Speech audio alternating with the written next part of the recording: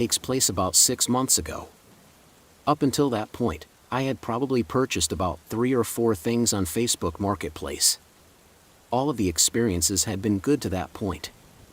As I was scrolling through the items for sale one day, I came across an iPhone. It was unlocked, meaning it could work with any service provider. All you needed was the SIM card. This was 2 generations newer than mine, and it was a very reasonable price.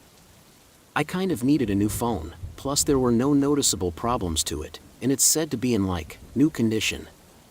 It was a new listing as well, so I was excited. I tried to jump on it fast. I reached out to the seller, who responded back to me rather quickly. He was a man and was not all that far away. I tried to make arrangements to buy the phone as soon as possible and said whenever he was free would work for me as well. We agreed to meet the next day at a nearby Target store. This was the biggest and most popular store in the area, and it was also close to us both. The next day I drove to Target with the money, and I was excited to buy my new phone. I knew that I was getting a really good deal. I arrived about 10 minutes before the meeting and went inside Target. After walking around for a while, the time came. I sent a message letting the seller know that I was inside the Target. I was looking around, but I couldn't find him. After about 10 more minutes went by, he finally texted me back. He apologized and said that something had come up and he couldn't make it that night. I was disappointed, but I told him, okay, maybe tomorrow. I decided to leave Target then and not get anything. After going back to my car and driving away, I was followed for several miles by a blue 4-door sedan. Of course, I suspected maybe it was the same guy who was selling me the phone and this was some kind of setup.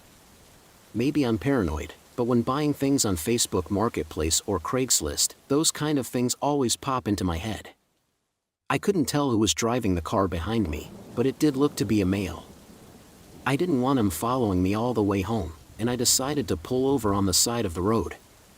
It was a standard and somewhat busy road, and at first, the car behind me started to pull over as well, but when I came to a full stop, he then pulled back onto the road and sped past me. I tried to look inside the car when he passed by, but I didn't get a very good look at all.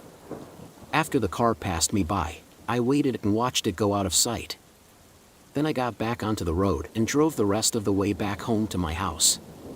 After getting back and going inside, it wasn't long before I glanced out the window and happened to see the same car. It was going extremely slow down the road. I ducked down so he wouldn't see me. The car passed by my house and then went out of sight. About a minute later, I saw it driving back from the other direction. It didn't stop at my house or anything, but it was driving really slow. I just hoped that guy didn't know where I lived. After that, I decided to block the seller on Facebook. I had no interest in buying the phone anymore. To this day, I don't know for sure if that was the same person who was following me home or driving down my street. I do think it was the seller from Facebook, though. I also don't think he knows my exact address, but he somehow figured out the street that I live on. Either way, nothing strange happened and I'm glad to say everything's been fine since last year. Last year, I put my pool table on Facebook Marketplace. I had it in my basement and it wasn't in the greatest of shape, plus I never really used it. It was taking up a lot of space and I knew I needed to get rid of it. I listed it on Facebook Marketplace for a price that was pretty high. I was in a huge hurry to sell it, but I wanted to get a good price for it. It wasn't a crazy high price, but you could probably find a nicer pool table for a little less if you tried. After listing it, the pool table received no interest. I wasn't surprised, and after a few weeks went by, I got the first message about it. It was a guy named Jim and he told me right away that he wanted to buy the pool table.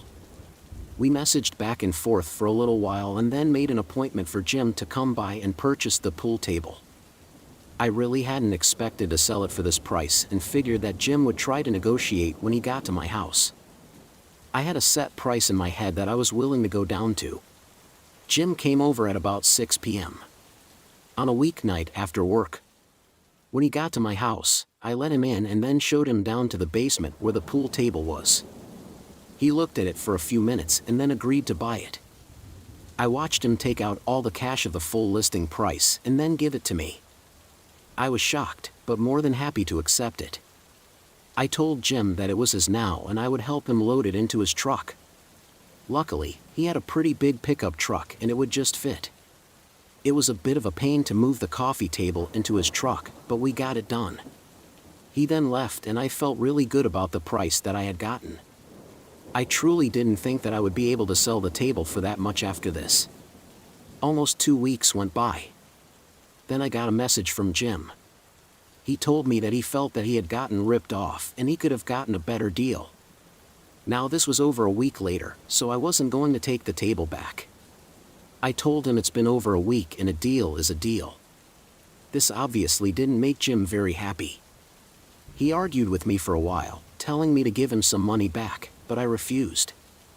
I didn't have to give him anything, and he should have tried to negotiate or looked around for a better deal if he really wanted one. I felt that this wasn't my responsibility to help him out. We ended up leaving the conversation on not a very good note, but I felt that it was over. A few days went by and Jim didn't reply to me at all.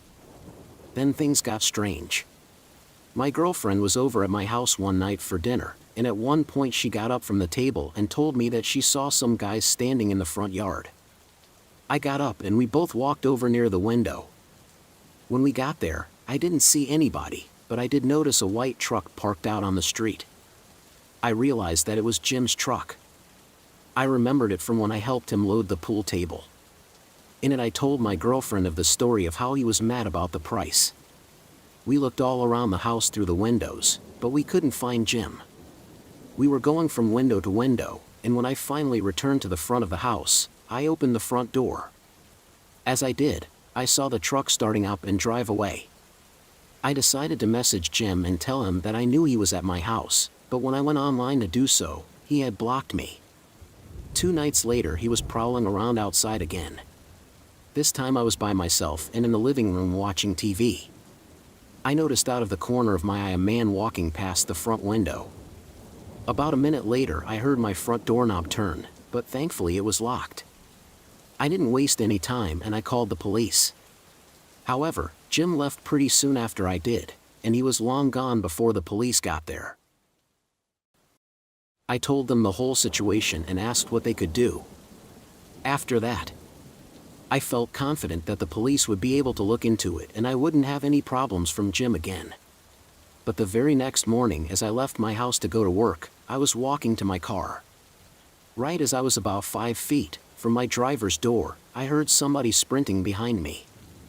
I looked around to see Jim running at me with full force. I chose to run back into my house instead of going for my car door. This gave me a slight amount of distance on Jim, and I somehow made it inside right before he got to the door. This time he was really mad. He tried opening my front door and then went to the window when it was locked, and he started banging on my window.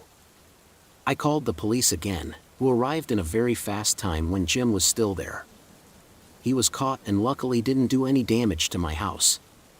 This experience caused me to stop using Facebook Marketplace for the time being. I know there are many good people who use it, but I would recommend anybody to not give out your address and be careful. I was selling an old coffee table on Facebook Marketplace. I was only asking $40 for it and it was in good shape, but it was nothing too special. It was kind of old, so I figured it was a reasonable price. It took a while to receive any kind of interest. After a couple of weeks though, I did get one person who asked about it. It was a guy named Spike. He asked me if I was willing to do $30 for the table. I said sure, I was happy to get anything for it, and if it didn't sell, I would probably just give it to Goodwill. He asked when would be a good time for him to come over and pick it up. I told him the next night between 5 and 7 p.m. Would be fine if it worked for him. He agreed to the time and I gave him my address. I was happy to finally get rid of the old table. The next day, I moved my table to right inside my front door so it would be easy for Spike to just grab it and go after paying me. When 5 o'clock came, I hadn't received any kind of messages from Spike, so I assumed that he would be there any time. However, as time went by, It was soon 7 o'clock and Spike didn't show up.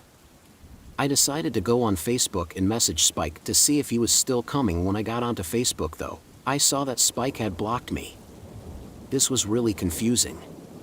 Our conversations had gone great and I didn't understand why he would do that. Still, I guess he just wouldn't buy my coffee table and I put it back. I kept the listing up in hopes that maybe somebody else would buy it, but things remained quiet. Fast forward to about a week later. It was a normal weeknight and I was in my living room.